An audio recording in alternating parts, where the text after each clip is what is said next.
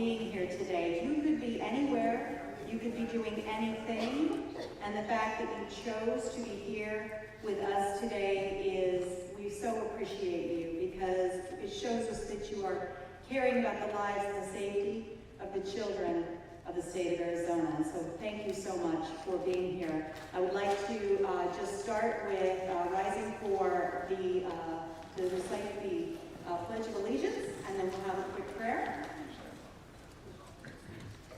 I pledge allegiance to the flag of the United States of America, and to the republic for which it stands, one nation, under God, indivisible, with liberty and justice for all. All right, thank you. And for our prayer, I'm going to ask my good friend to come forward. Miss Karen Corden, she is the Executive Director of Camelback Academy, a K-8 charter school. Additionally, her and her husband James are the lead pastors of Camelback Community Church. Please come forward, Karen. Good morning. Would you all bow your heads and pray with me? Lord Jesus, we just thank you for today. I thank you for every person that is here today who is filling the seats. I thank you that their minds and their hearts, Lord, are just geared toward you and geared toward learning all we can and to become become more mindful and become better prepared as citizens and as those who are here to protect and to educate our children. God, I pray that you would take all of our efforts, that you would multiply them as only you can. And Lord, I just thank you for the people that have prepared today, for all of our guest speakers. And I pray that in all things you would use this for your glory. In your name we pray. Amen. Amen. Thank you so much. All right. What a beautiful way to start. Get our hearts and minds kind of focused on what we're going to do here today. A couple of quick notes, housekeeping notes. Of course, the restrooms, we're all probably going to need to visit those once or twice today. And I know there are a lot of educators in the room. You don't have to raise your hand before you go. You can just go, right? Out the door and to the left in that small hallway is where you'll find the restrooms. Please note where all your exits are. Also, the lunch procedure. Colonel Grossman is going to have several breaks throughout the day to let us stretch our legs and get some refreshments right out front there. There's free coffee and water and tea and that sort of thing. But at lunchtime at noon, we will break. We will head out into the hallway. There will be a lunch buffet set up of cold meat and salads, that sort of thing. Make your plates, come on back in, visit with one another. And so Colonel Grossman will get us started back up right after lunch. And then we do have an end-of-day afternoon speaker, so please stay for the entire day. If you have any questions or concerns or anything, please ask me. If I don't know the answer, I'll find someone who does. So I want to just acknowledge a couple of people who are in the room, a couple of dignitaries. We do have Diane Douglas with us today. Stand just for a minute. Diane is the former superintendent of public instruction. And we so appreciate you being here because we need people at the upper echelon of education to understand the need for this kind of information and programming. So thank you so much for being here.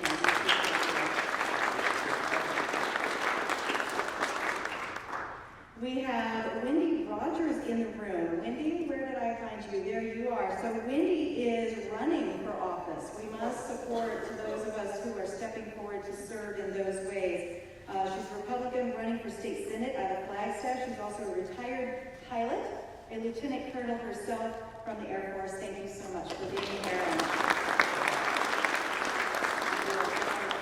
your journey into, holy cow, trying to go into politics. Whew. That's a rough road, and we have to support one another when we have people step forward. I also want to just ask around the room to stand if you're military, former military, so we can recognize you. Thank you for your service.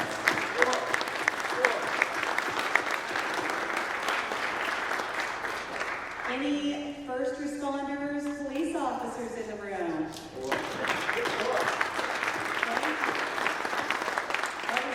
Double duty there, right? Military and police. I appreciate that. And of course, educators. Do we have educators in the room?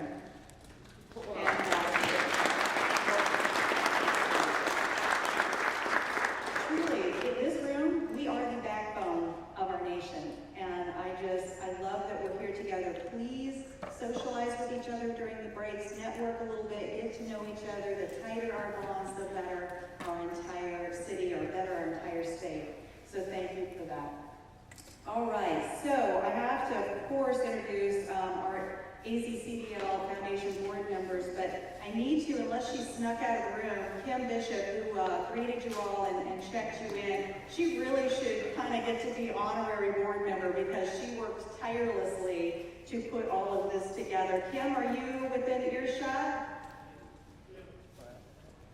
Stand in the door, we can thank you real quick. We'll applaud anyway. There she is. Thank you. Thank you for all the work together. We also have board member Dr. Mark Russell in the room. There, thank you so much. I am the vice president. I'm Cheryl Todd. My husband and I own a small gun shop, azfirearms.com. We have an auction house up in Avondale, Gold Auctions.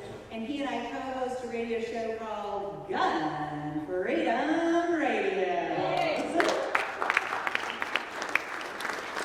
I have the incredible honor of interviewing a few people actually in this room, and there's a few that I'm already I'm going to be coming at you to get you signed up on the show. And one of those people that I've interviewed is the president of our foundation, Dave Cox, standing at the camera. Dave is the president of two organizations, AZCDL and the AZCDL Foundation. He's an East Coast transplant, so he understands very much why it's so important to do this kind of work in a state where we still have so many freedoms. He is a former computer programmer who is now basically a lobbyist. He's an activist and an advocate for our Second Amendment rights. The AZCDL is where grassroots activists take a stand working at the Arizona legislature to get strong pro-rights bills written and passed into law while stopping bad bills that infringe on our freedoms. Thank you, Dave. Dave.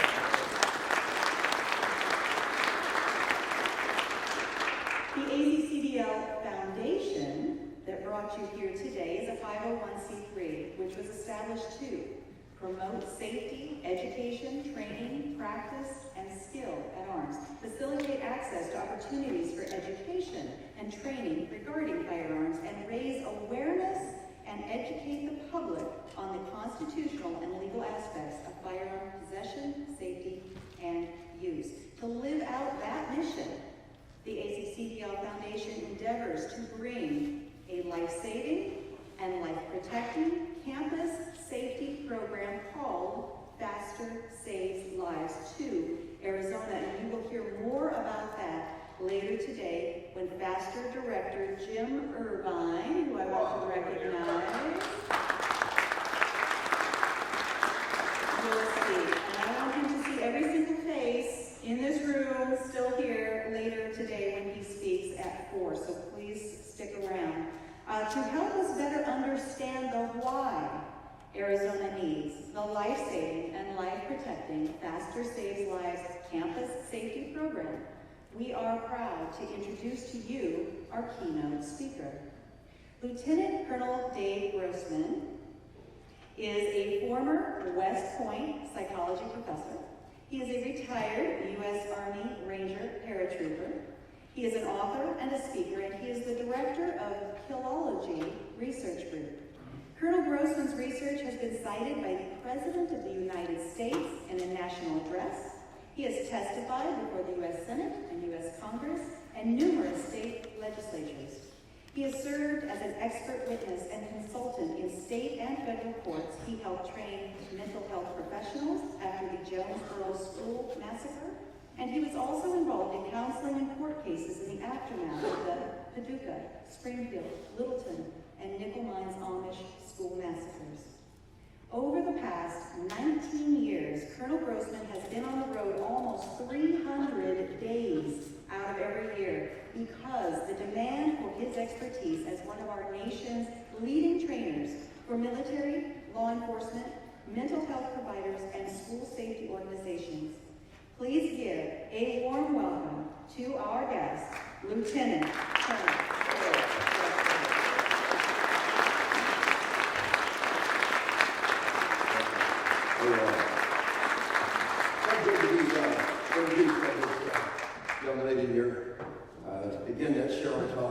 She is the Wonder Woman of the airways, the golden light of truth and justice. Thank you. Doing good things. Hey, I'm Dave. My background, I'm the son of a cop. I'm a cop. My dad started beating Cheyenne, Wyoming in 1962. No academy. Wyatt Earp didn't ever know stinking academy.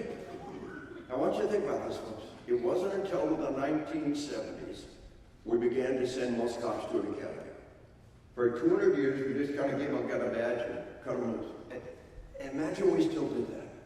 It's a theme I want you to wrap your mind around. Every year, better tactics, better technologies, better equipment, better training, just to stay where we are. Just barely hanging on. I'm a prior service box sergeant, paratrooper, Army Ranger, West Point psychology professor, repeat offender author here. And my first book, On Killing, 500,000 copies sold worldwide, translated to 8 languages, Marine Corps Commandant's required reading list, and required reading of peace studies programs in Berkeley. How do you make Berkeley the Marine Corps after the same time? But folks, I want to give you the book in a nutshell because it's an important foundation of where we're going here. People point some horrible crime. Oh, that proves we're all killers. Now that's an outlier. That's literally 1 in a million.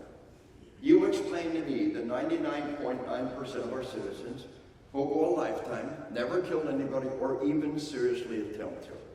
Divorce, infidelity, layoff, traffic accidents. And less than 1 in 1,000 citizens in a lifetime will even seriously attempt to take a human life. Explain that.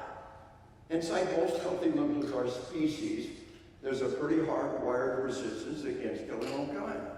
Sociopaths don't have that resistance. Healthy people have to be trained to kill. We found out in World War II, most of the troops wouldn't pull the trigger. It was a training flaw. Trying to shoot bullseyes.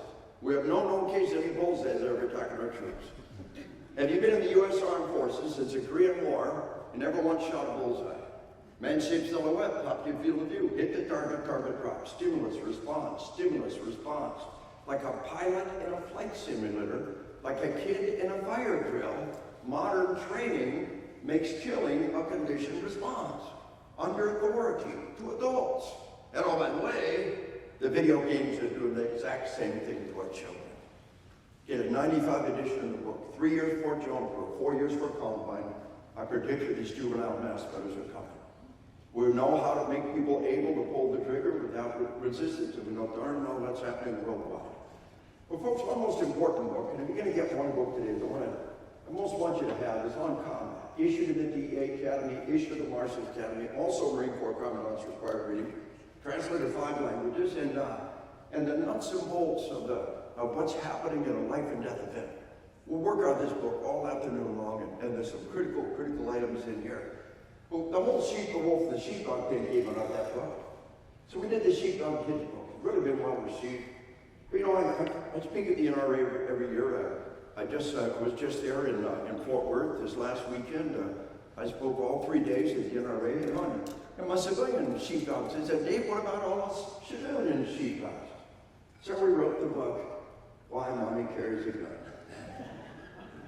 If anybody in the family, mom or dad, grandma, grandpa, are going to carry a gun, here's what we want the kids to know.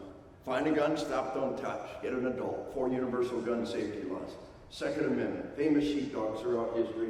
It's just a pretty neat book. Well, folks, one of my more recent books is this assassination generation, and we're going to spend the first hour or so working on this book.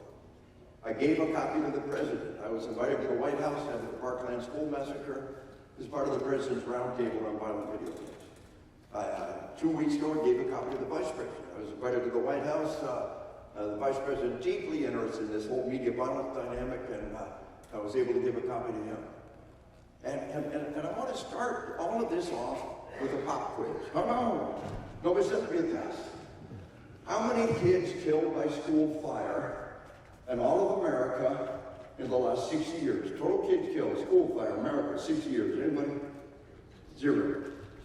61 years ago in Chicago. 61 years ago in Chicago, last time any American kid was killed by school fire. Well, how many American kids killed by school violence? We got a pretty good DOJ report, tells us in the 97-98 school year, 57 dead by violence in American schools, and 250,000 serious injuries. How many killed by fire that year? 0. Now, you know anything about it? So, Dave, 97, 98 school year. That's the year that Joan was schoolmaster. I know.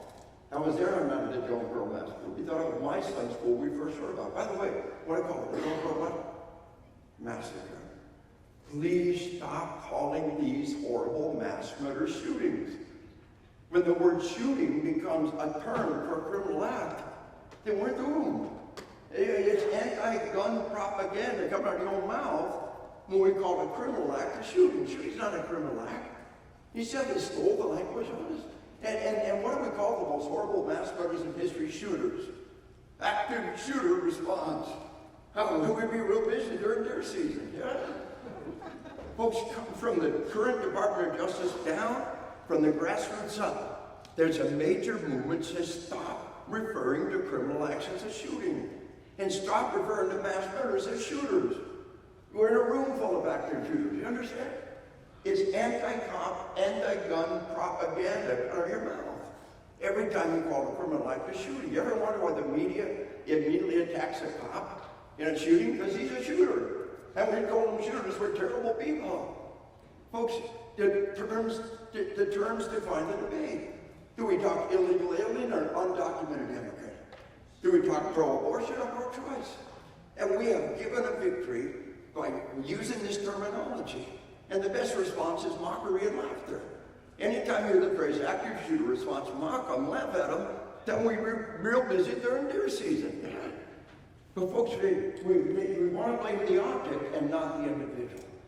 That phrase, we don't call it murder, we call it shooting, and we blame the object and not the individual. So yeah, I was there under the Joan Pearl Massacre. Hey, you know, what if the perp has knives? Kid in Pennsylvania slapped 21 people with knives. Oh, I trained that shooter, he's got knives. What if the kid has firebombs? Kid in Colorado, running down the hallway, throwing Molotov cocktails. Oh, I learned about the shooter, he's got firebombs. I'm told. We actually had a teacher say in a real world incident, he wasn't shooting, he's not an active shooter. I wasn't sure if the training applied. That'd be an English teacher. Yeah. And folks, there's case after case where we stop him before he fires a shot. Active intruder, active assailant, but do not call criminal shooters. It is not a criminal act. It is anti-cop, anti-gun propaganda coming out of your mouth.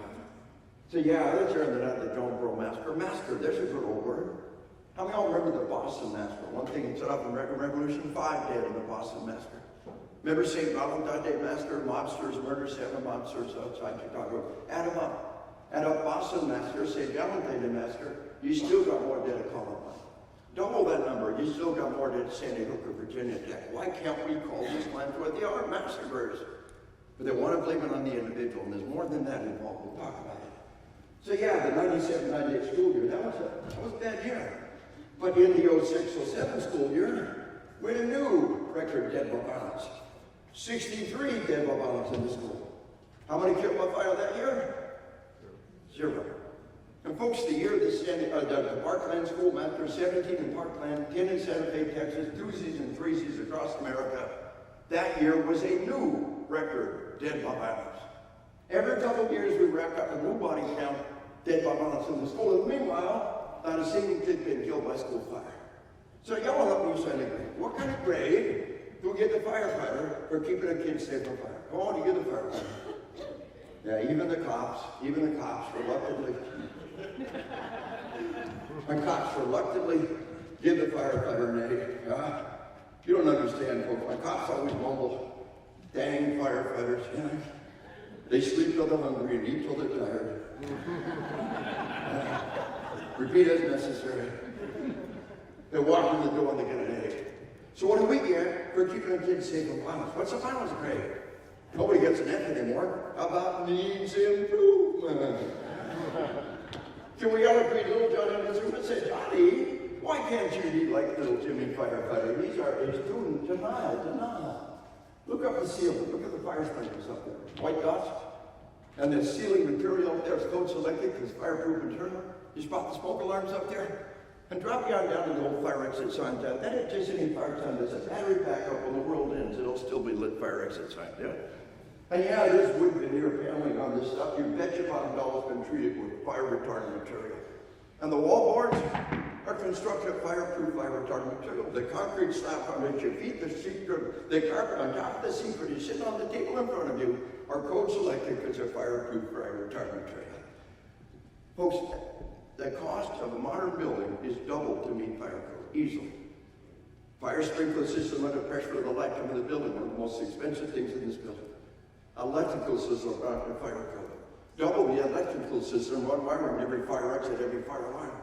Fireproof material for the structure of the building, interior furnishings versus the cheapest alternative. We're not even counting the separate network of wiring that goes from every fire line straight to the fire line. We're not counting that huge system of pipes and fire hydrants that run through our civilization. We're not even counting those. Half the cost of modern building goes on fire truck. Well, what do we want to do for violence? Denial. Denial. You know, folks, we do church safety. Before 9 people murdered in Charleston Church, before 26 people murdered and we've been doing house of worship. More people are murdered in houses of worship every year than schools. Every year, without fail. More dead in houses of worship. And people say, well, don't you think God will protect you? Won't God protect you from fire? Why do you have that fire exit sign? Show us your faith. Throw away that fire extinguisher. Throw away that fire exit sign. Show us your faith. That's not how it works. God gave you the tools and the brains to use them. And when bad things happen because you don't use the tool, don't blame God. You understand? And so, folks, we got to prepare for violence like the firefighter prepares for fire. And banning fire extinguishers does not prepare for fire. Do you understand? We need the tools to be able to confront the people doing this bad stuff. And I want you to really wrap your mind around just how bad the situation is. There has never been a multiple homicide by a juvenile in the school in human history until 1975 in Brampton, Canada. Now, this is a very specific subset. Multiple homicide by a juvenile in the school has never happened in human history until 1975. A double homicide by a juvenile in the school in Canada. First one was in Canada. You know, the vice president locked right on to one of the lines from the book. I said 5,000 years of recorded history. 500 years of gunpowder combat. 150 years of repeated firearms. And not one single time in the history of the world has any child committed a multiple homicide in their school. And neither everywhere. Double homicide in Canada, 75, and then a double homicide in the school by a juvenile in San Diego, female. In the 1970s, for the first time in human history, we had 2 double homicides by a juvenile in the school, one in Canada, one in America. In the 1980s, we had 2 double homicides by a juvenile in the school, one in Finland, one in America. In the 1990s, began to explode. Moses Lake, Washington, Bethel, Alaska, Pearl, Mississippi, Paducah, Kentucky, my hometown of Jonesboro, Arkansas. 21 years ago, Jonesboro, 2 little boys, 11 and 13 years old, stole a van. They could barely look over the dashboard. They could barely reach the pedals. These are little kids, 11 and 13 years old, stole a van, drove across town, broke into a law enforcement officer's house. They stole the hunting rifles and ammo. They drove back across town. They put themselves in a kill position overlooking the playground. The 11-year-old boy pops in the back door and pulls the firearm. Stop, stop, stop. What are you doing? Popped in the back door. If the door had been locked, the crime as it played out would not have been possible. Step 1 in keeping our kids safe, keep the stinking doors locked. Single point of entry, control who walks in your building. 20 years after the Jonesboro massacre, Parkland, Florida, 20 years almost to the week, the official federal report, why were all the doors wide open? 20 years after Jonesboro, the simplest damn thing, keep the stinking doors locked, is too hard. Why was he able to pop in the back door? And then 3 of their personnel were reprimanded. 3 school people were reprimanded for not calling in a lockdown drill. They saw the kid go in the door with a rifle and they failed to call in a lockdown drill. I'll tell you why it happened, folks. Because people said it'll never happen here. Oh, it'll never happen here. You ever hear those words? It'll never happen here. Put your back to the wall, get a good firm grip on your gun. Because that's why it happens. And everybody says, oh, that can't possibly be right. It'll never happen here. We don't need to keep the doors locked. It'll never happen here. Imagine if somebody said fire will never happen here. We don't need a fire sprinkler system. Shut off the water. It'll never happen here. We don't need a fire exit. It'll never happen here. We would never say that. And yet violence is actually more likely to harm people than fire. And I want you to understand, Here we are, 20 years later, and the least damn thing to keep our kids safe is too hard. And then they got to point the finger somewhere else. They got blood on their hands, they're negligent, and they got to point the finger somewhere else. And then we got a deputy that didn't go in. Not just civil charges, but criminal charges. 2 other deputies recently that were fired because they ran in the other direction. And a perimeter that didn't go in. I would have told you American cops will never get inside the perimeter while children die. It would have been wrong. Now, folks, the captain in charge of perimeter, this is a leadership failure by the sheriff. The sheriff was fired, he faces civil liability, and he should be in jail. The sheriff is one of those people who said, never use that evil word warrior. We want guardians. He sucked the warrior spirit out of them, and he got exactly what he asked for. They sat on the perimeter and they guarded the school. 2 of them ran away and guarded the junior high. And the perimeter sat and guarded. 3 times the medics begged them to let them in. 3 times. They said, kids are bleeding out, kids are dying in there, let us in. We'll accept the risk. And the captain in charge of perimeter, who'd been promoted because she's good with people, read, I don't know what to do, I'll have to check. And so the sheriff has blood on his hands. At every level he failed. The school has blood on their hands. So what do? They gotta point the finger somewhere else. Oh, it's all about the guns. Their negligence, their criminal negligence, their failure. Oh, it's all about the gun. The kids are children. They don't have wisdom because they're children. They have vulnerability and gullibility. And their superintendent says about the guns, the sheriff says about the guns, well, it's all about the guns. And the blood on their hands and the abject leadership failure is completely swept under the rug. The whole gun business is about pointing the finger somewhere else, you understand? But folks, in Jonesboro, Arkansas, 21 years ago, 2 little boys pulled the fire line, sucked into the kill zone, and mercilessly, viciously gunned down 13 kids and 2 teachers. Ultimately, 5 would die. The all-time record juvenile massacre in human history. Not just a record juvenile massacre in the school, the all-time record juvenile massacre, period, for 1 year. What happened a year later? The Columbine massacre. The Columbine killers murdered 13 between them, call it 6.5 each, if you will. Just a couple years later, in Erfurt, Germany, a 19-year-old high school dropout comes to the school, murders 17 people. Wait a minute. That's the exact same crime as Parkland. Erfurt, Germany, 19-year-old high school dropout comes to school, murders 17 people. Anybody see that in the news? A crime identical to Parkland happened in Erfurt, Germany. 19-year-old high school dropout comes to school, murders 17. Why wasn't that in the news? Because they have this blood on their hands, and they got to point the finger somewhere else. And folks, here's the big lie. Here's the media's big lie. The commercials are worth billions of dollars because they influence our behavior. What's in between the commercials has no impact on our children. They will accept absolutely no responsibility.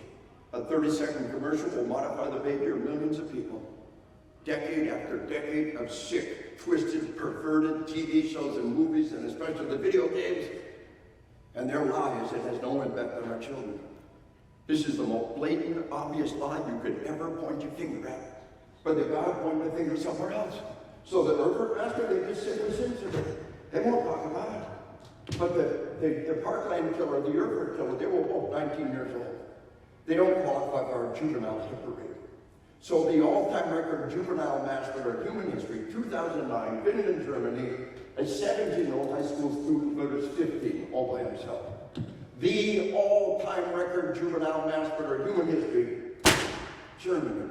A crime identical to Parkland, Germany. How many saw that in the news?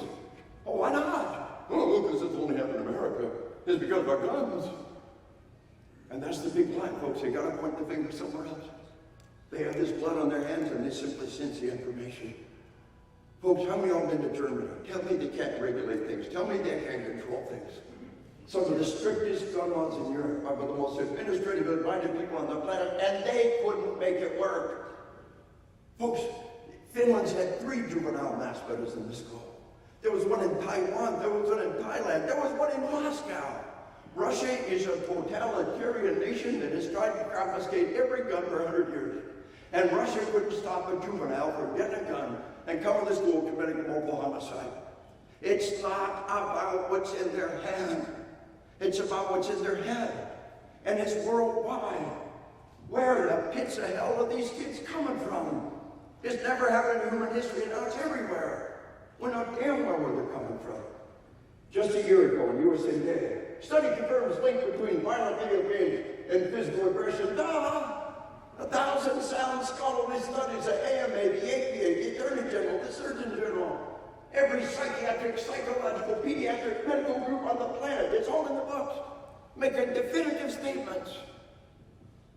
And then, when the bad stuff comes out, can't be they simply lie. But the one thing these fellows all have in common, folks, Dr. Jim McGee, FBI consultant, definitive study of 19 school killers. No, they weren't all on Ritalin, that's an urban myth. No, they were all on Prozac, that's a lie. The one thing the killers all had in common, they dropped out of life and they immersed themselves in the sickest movies and the sickest video games. The Columbine killers watched the movie Natural Born Killers over 50 times. Folks, prior to the 1980s, it was not possible to watch a movie 50 times. How many of y'all remember Betamax and VHS and the big metal? Remember that? You remember that? You're aging yourself. There's a generation out there that doesn't understand. If a movie wasn't on TV, if it wasn't a theater, you couldn't watch it. It was not possible to watch a sick movie 50 times. Folks, the Columbine killers rehearsed their massacre on the video game Doom. They filled rooms in the murder simulator full of people who couldn't shoot back and they rehearsed the massacre. Prior to that point in history, it was not possible. Now, folks, look. People say, I played all those games, I'm not a killer. A lot of people smoke and never die of cancer. When I was a kid, I never buckled my seatbelt. I'm just fine. Every kid I know, none of us buckled a seatbelt, we're all just fine. Not every kid with a seatbelt unbuckled died. Most of the ones that died had their seatbelt unbuckled. Not every kid that plays these games becomes a killer. Most of them become vicious little bullies who take pleasure from human death and suffering.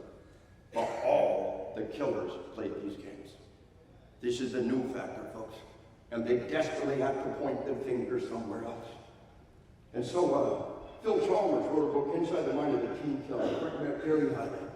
I've been talking juvenile mass murder in school. Phil is talking all teen killers. He's interviewed hundreds of them. He's corresponded with hundreds of them.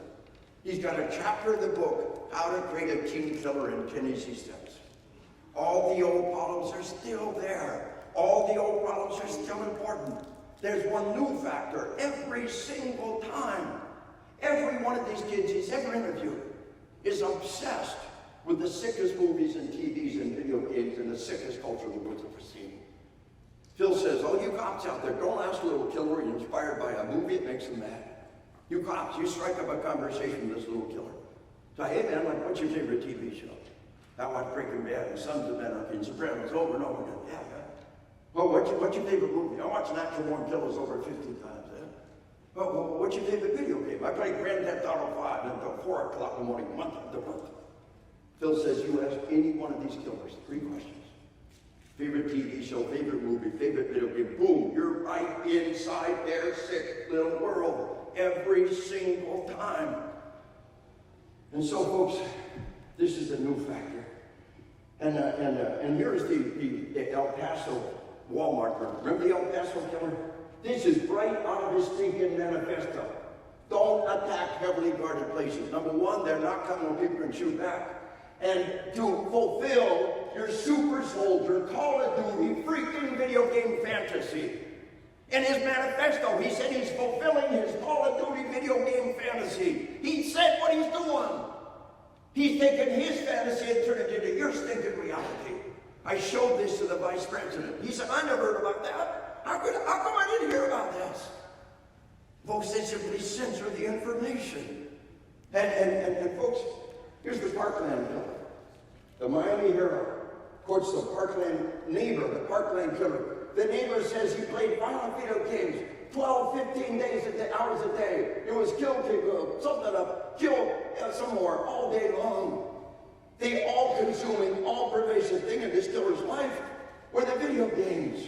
15 hours a day. How many saw that in the news? This kid spent every minute of every day playing the violent video games. Why wasn't that in the news? They have got to point the finger somewhere else. And so, folks, last October, less than a year ago in Russia had their own Virginia Tech. a college massacre in Russia. 20 murdered and more than 50 wounded in a college in Russia. How many saw that in the news? Why in the hell was that not headline news? They had their own stinking Virginia Tech. Virginia Tech was news around the planet. Those crazy Americans are out of control with their guns, and it happens in Russia. And they simply said, Google it, Russia, school massacre, 20 dead. And folks, we had an AP article, China's had knife massacres in their kindergartens and daycares. I'll tell you what's coming up, folks. Any day now, we're going to see a daycare massacre. China's had repeated daycare massacres. Axes, hatchets, knives, swords, hammers. Like out the hammer in a daycare in China, hammer the little skulls in one by one. And so, folks, Belgium had a daycare massacre. 2009, Belgium, look this up. On the first anniversary of the death of the actor who played the Joker, the tragic death, the young actor who played the Joker, with orange hair and a butcher knife. This guy comes to a daycare center in Belgium, knocks on the front door, and quotes a line from the movie. I have one question. That was the Joker's line when he crashed Harvey Dent's party in the movie. I have one question. Where's Harvey Dent? His children would do, and the Joker murders Harvey Dent's children. But connect the dots here. First anniversary of the death of the actor who played the Joker, orange hair and a butcher knife, quoting a line from the movie. Daycare center in Belgium. He murders one daycare worker, wounds another, one survived. That's why we know what he said at the front door. And hacks and stabs 12 little babies in the crib. But folks, when God forbid, when that daycare massacre happens in America, they'll pretend it never happened anywhere on the planet. And it's all because of the gun. But you can do the same thing with a hammer in a daycare and try to hammer the little skulls in one by one. It's not about what's in their hand. It's about what's in their head. So China just had a knife massacre in the school. And the AP Wire article actually picked it up. This is great. The AP Wire article, they picked this up. They talked about it. Let's look at what they had to say. It said, an attacker killed 8 students and injured 2 others. How? Did he poison their food? Did he shoot them? How did he do it? With a knife. That word is not even mentioned. They don't say how. And they also said, here they are. Last April, 9 were killed and more than a dozen injured in a middle school. You know why the guy came to the middle school? Because China's turned their daycares and elementary schools into fortresses. No problem. He went to the middle school with a knife. But how did that die? Anybody see it? How did it happen? They simply censor it. You assume it had to be a gun massacre, right? Or maybe poison them. You don't need a gun. You don't need to poison them. You walk in the door with a butcher knife and cut the throats of these children one by one. And who's going to stop you? Nobody there can shoot back. Nobody there can protect those children. And so, folks, I co-authored a book with Glenn Beck. He's a heck of a good guy in person. He contacted me and asked me to co-author the book. Great guy. I think I wrote more of the book than he did. It gets his name on the front. That's awesome. But this was a New York Times bestseller list. New York Times bestseller list. Not one single review. Think about that. You can attack a New York Times bestseller. You can promote it. What you cannot do is simply refuse to talk about it. Their censorship is enraging. But folks, every gun owner should have a copy to give one away with every gun you sell. My son and I started a gun business. We'll tell you more about it later on, but we've got a great, we bought the last of the Daytonics 45, 70 slides and frames and lovingly master handcrafted, and we got a copy of this book with every one of them. And we believe it should be done. But folks, the first third of the book say the guns are not new. Oh, what about those high-capacity military weapons? M1 carbines, 20, 30-round magazines, semi-automatic military weapons. Why would anybody have the right to carry one of those? Thousands of them flooded America in World War II. Thousands.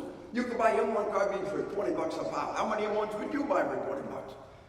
The guns didn't change. Oh, high-capacity double-stack 9mm pistols. What about a Browning high power? Came out in 1935.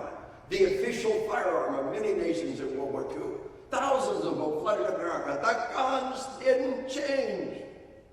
We changed. Our children changed.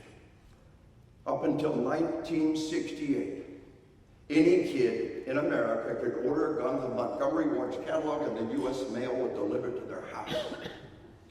The guns didn't change, folks. We changed, our children changed. And that's what they desperately do not want you to be thinking about. They want to continue to sell this stick stuff to our children. And they simply censor the news. They're just another corporation. They will censor any information that gets in the way of making money. But now this critical component I need you to work into the equation. It's absolutely essential. You wrap your mind around this. Medical technology is holding down the murder rate. Yeah. Look, if we had World War II level technology, medical technology in Iraq, we'd have 10 times many dead American troops. And the same thing is true in our streets.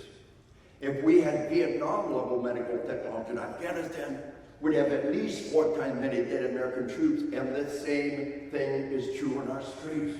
This is huge. You gotta wrap your mind around this. A major U.S. Harvard study, peer-reviewed journal, irrefutable data. If we had 1970s medical technology, the murder rate would be at least 4 times greater. I say at least because this data is 20 years old. The leaps and bounds of life-saving technology the last 20 years is astounding. Well, folks, you all heard the phrase inflation-adjusted dollars. When we talk about money over a period of time, we're lying if we don't adjust for inflation. And we say he made 50 cents an hour. In today's money, that would be like $12 an hour. We're lying if we don't do it. We say 500 people murdered in Chicago. We're lying if we don't say there would be at least 2,000 with 1970 technology. And this data is 20 years old. Tourniquets alone may have cut the murder in half recently. Every cop carries a tourniquet. Slap on a tourniquet, you've prevented a murder. The leaps and bounds of technology coming out of the battlefield in the last decade alone could have cut it in half again. Does that not common sense? Is that not automatically obvious? So folks, I teach cops in all 50 states. I train every federal agency. I train our tier ones back up. I'm a school safety trainer across America. I also have spoken to over 100 universities and colleges. I'm their guest criminal justice presenter, the CJ program, criminal justice. They have a CJ Day. They bring all the alumni in and all the faculty and all the students, terming loose for a day. I tell them the field of criminal justice is fundamentally flawed. We talk about the number of dead people. We're like talking about money without allowing for inflation. It's a lie. Everything we say about violence, we measure by the murder rate, and it's a lie. Now, with that said, folks, let's take a look at the number of people murdered.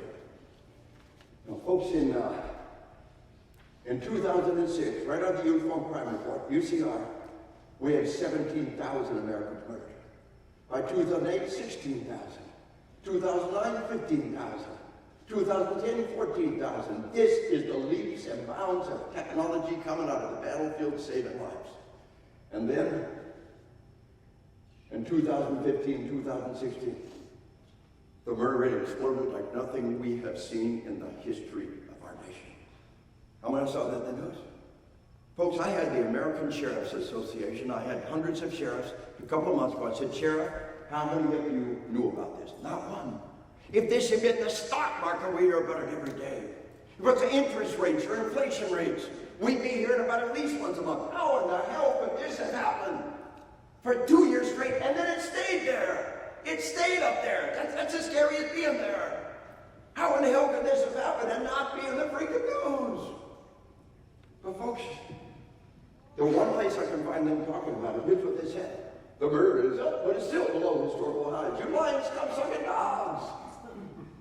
Now, folks, if we allow for technology, and we're very conservative, here was the 1970s. This is our starting point. And by 2000, the number's somewhere between 3 and 4 times what it was. And the intermediate point where it's 1.5 times, and it actually looks something like, and then in these last couple of months, it's up here. It's like nothing we've ever seen before. And it's not even the damn news. Their message is there is no boogeyman, there is no bad man. You don't need a gun, you just hurt yourself. And we don't have a problem with crime, it's out of control cops. Our problem is out of control cops. You don't need a gun, you would just hurt yourself. There's no boogeyman, there is no bad man. Folks, I believe this is the single greatest failure of the media that I can find in history, to absolutely refuse to report any of this data. It should be like the interest rates and inflation rates, at least monthly. But folks, why did it cut loose during those 2 years? We've been building up to this. Folks, we've been building up to this. I said for years, the kids who gave us Jonesboro, the middle school, called them on the high school, give us college massacres. I've been saying for years, college massacres coming. Virginia Tech, NIU, Louisiana, Tech, half a dozen colleges in California. Come on, was Virginia Tech that hard to predict? They gave us hell in the middle school in Jonesboro, the high school in Columbine. Of course, they're going to give us college massacres. And folks, the FBI says these mass murders are doubling every decade, the wrong number, and the average body count's going up. The Las Vegas massacre, the Mandalay Bay massacre. Remember the Mandalay Bay massacre? This is that generation growing up and giving us pure hell as adults. And folks, for years I said we're going to see elementary massacres. And then we had Sandy Hook Elementary School, and we knew darn well was coming. I'll tell you what next, daycare massacres, school bus massacres, we'll talk more about that. And somebody's going to plow through those kids in front of the school with a vehicle 100 miles an hour. Oh, I prepared my computer, I never thought to use a vehicle. It's in the news every day. Vehicles as weapons of mass murder. Look where the kids are and move them so that they're not a target. If you were going to plow through those kids with a vehicle, what would you do? Move those kids, put out the bollards, prepare now. Don't wait for somebody plowing through our kids and then steps out and finish off the survivors. So folks, just understand, why did it cut loose now? Well, the FBI guys who put this data together, they call it the Ferguson effect. They say we've created a sense of anger in our criminals. Like somehow the cop's the bad guy for enforcing the law. Look, maybe I'm lost. I'm 63 years old, burned out old geezer. I always thought if you're a criminal, you live your life in fear. You're a criminal. You should be paranoid. The world really is out to get you. Now we say, oh, the cops are the bad guys. And the criminals are misunderstood. They've been watching their own damn shows too much. Breaking Bad and Sopranos and Sons of Anarchy, where the criminals are the heroes and the cops are the bad guys. And so, folks, this Ferguson effect, this is bad juju. And then we have sanctuary cities and sanctuary states. When the government tells people to not obey the law, very bad things happen. Maybe they're doing the right thing, faced with a moral dilemma. You pay a price when the government tells you to not obey the law. Supreme Court Justice Louis Brandeis, crime is contagious. If the government becomes a lawbreaker, if the government tells you to disobey the law, it breeds contempt for law. It invites every man to call on himself, it invites anarchy. That's what you're looking at. Anarchy, contempt for law, the breakout of our civilization. And it's coming unglued. And folks, one more thing, looking at the domestic side of the house. Every year, cops have better tactics, better training, better body armor. The number of dead cops over any period of time completely underrepresents the situation. I tell you that because I need you to understand that 2016 was the single worst year-over-year increase in cops murdered in the history of our nation. Remember 5 dead cops in Dallas, 4 dead cops in Baton Rouge? And everywhere you see a multiple homicide of cops, I will show you many, many where they tried and failed. The single worst year-over-year increase in cops murdered in the history of our nation. Gang crime and gang membership has exploded. 2 years straight, the homicide rate exploded like nothing we've seen, and the criminals believe they're the good guys and the cops are the bad guys. More about that later, but understand, it is worldwide. Folks, go to Wikipedia and look up the murder rates worldwide. Just look up murder rates. And folks, click on the rate button. Click on the rate button, and then click it again to get the most violent nations on top. And the 10 most violent nations on the planet. El Salvador, Honduras, Venezuela, Jamaica. You could not pay me enough money to take my family on vacation to Jamaica. It's always in the top 10, year after year. And so you are Jamaica, you stay in the resort. It's a holy war zone. But the top 10, South Africa has limited gun rights. But the top 10 have gun control. Disarm citizens. Anywhere in the world you disarm citizens, you empower criminals. But you know that we've been at war, that Mexico's at war with the cartels. And Mexico's war with the cartels, there's more loss of life than Iraq and Afghanistan put together. Mexico going to make the top 10. The only other nation with limited gun rights is Brazil, in the top 20. Mexico is number 21. Iraq is number 52. Afghanistan number 82. I would rather take my family on vacation to Iraq than Mexico. And this is new. How many of y'all remember a time you walked across the border to Mexico, had a nice meal, did a little shopping? Ain't nobody walking over the border for a meal and shopping no more. Mexico's a howling war zone. But other nations are so bad, they're fleeing to Mexico by the millions. And they're coming across our border like a freight train. Latin America is a howling war zone. Has come across our border like a freight train. Well, what do you know about this? It's the murder rate. What do we know about the murder rate? It underrepresents the situation. Folks, even in these nations, technology is saving lives. Anywhere in the world, cell phones appear, the murder rate takes a dip. Cell phones appear, the murder rate takes a dip. Why? Automatic notification to the ambulance. Get them there, that golden hour. Save those lives. Tourniquets. Folks, my favorite tourniquet is the SWAT team. Go to Amazon.com and order a dozen. Put it in your coat pocket, put it everywhere. The military tourniquets won't work for small children. This is a third the price, a third the cost, a third the size, and completely intuitive. That fast, you shut down the arm. Put it in your teeth, you two hands shut down the leg. But around the world, they're making these out of bicycle inner tubes and saving lives. Tourniquets are saving lives in those nations right now. The number of dead people in those nations underrepresent the situation. Now, folks, a better measure of the problem would be the rate at which people try to kill each other off. Now, best would be some kind of a medically adjusted murder rate. You understand? That would be our best bet. But the rate at which people are trying to kill each other off is a significantly better resource. And Interpol collected that data. Interpol collected the data, started in 1977, and violent crime doubles, triples, quadruples, quintuples per capita, nation after nation. Watch my data stop at 03. Why don't I update this slide? Anybody want to guess? They stopped reporting the data. Go to the Interpol website, look up their biannual crime report. They stopped reporting the data because the nation did not want people comparing between nations. I guarantee you, if it was better, they'd be saying so. What's the new factor in all these nations? Double, triple, quadruple, quintuple violent crime. And what's the new factor in all these nations? By the way, folks, just going back to this one, yeah, America's number 94 out of 230. Israel's 167. Switzerland, one of the armies of the planet, is 211 out of 230 nations. All those hyper-violent nations have gun control. The nations with the most armed nations have some of the lowest homicide rates worldwide. Do you understand? How many of y'all saw that in the news? But folks, violent crime doubles, triples, quadruples. No idea how bad it's been for the last decade and a half. They won't tell us.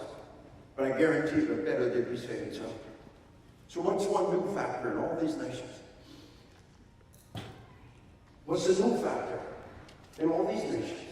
What's the new factor in America?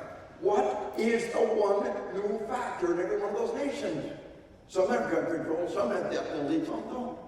Some have immigration, some have racial tensions, some have population density, some don't. Some have parent schools, some have abortion, some don't. I'm not saying these things aren't important, they're all important.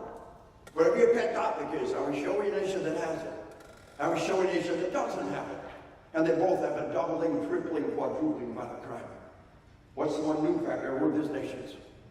The sick movies and the sick TV shows, and especially the sick video games, are creating sick children. Read the book. Every medical, psychiatric, psychological group on the planet is talking about this.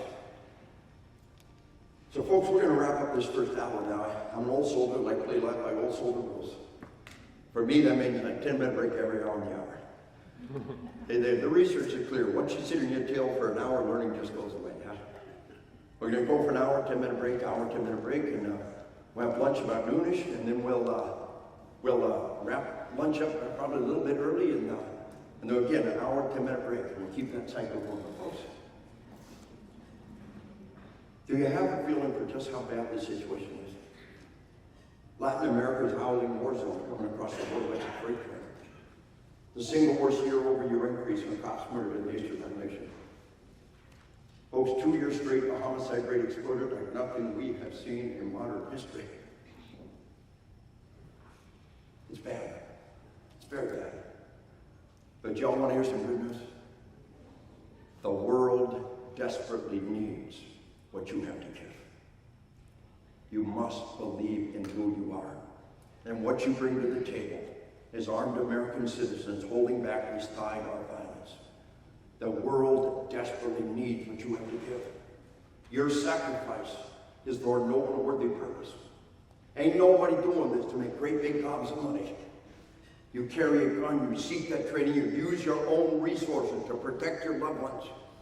And you must believe your sacrifices for no unworthy purpose. And the world desperately needs what you have to give. Waiting at home for me is my bride of 44 years, my high school sweetheart. I was still 17, and she was 15 when I proposed to her. We are from Arkansas.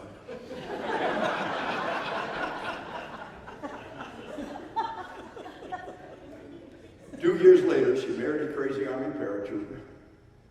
She's been in this ride with me for 44 years. I love her more than life itself. After 24 years in the Army, 22 years ago I retired. And I've been on the road doing this 200-300 days a year for 22 years. I get home one, maybe 2 nights a week. Conjugal visit, clean underwear, back in Europe. You see, the only one on earth more precious than my bride are our grandchildren. And we believe if we love our children, if we love our grandchildren, if we love our nation, if we love our God, we believe we'll walk out that door and give 100%. I'm 63 years old. I've been doing this for 22 years, and my primary prayer is I can do it for another 20 years. Every day that I have the health, every day the world wants what I got to give, I'm going to be out there. And with all my heart and soul, I implore you to have that sense of urgency. As we love our children, as we love our grandchildren, as we love our nation, as we love our God, walk out that door and give 100%. This is the single most important factor in the equation. I am a one-issue voter. Am I a child that can't be trusted? Then give up on the very idea of democracy, a representative republic. Am I a free citizen who can be given the right to protect my loved ones?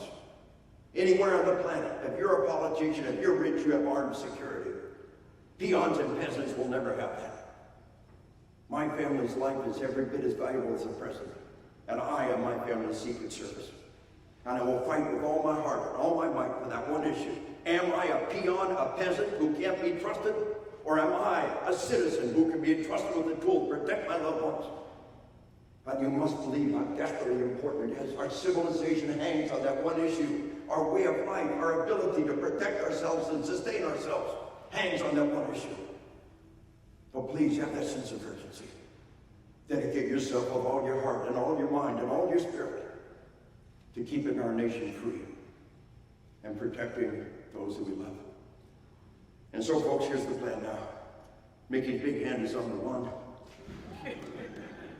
We're going to have a 10-minute break, and please, that's your ability. Come be back in here. We'll get a good rhythm going. We'll go to the break, Harry. We take credit card, debit card, cash, checks, food stamps, green stamps, Bitcoin. We take them all. Here's the final point now.